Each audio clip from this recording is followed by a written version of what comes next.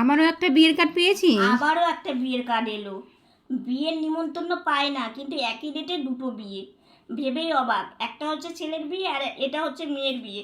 তো সকালবেলা এসে কার্ড দিয়ে গেল, বুঝলি? তো এই যে দেখো কাঠের ডিজাইনটা এত সুন্দর, আমার আমারও তো ভালো ভীষণ লাগছে, ভালো লেগেছে। সিম্পলের মধ্যে হ্যাঁ, সুন্দর ডিজাইন। হ্যাঁ, খুবই সুন্দর। এখানে প্রজাপতি আর এখানে ঘটের মধ্যে বর বউ, কত সুন্দর। আর এইখানে হচ্ছে পাত্রপাত্রীর নাম, কবে বিয়ে সেটার লেখা। তো ভীষণই ভালো লাগছে ডবল পাটের হচ্ছে কাঠটা।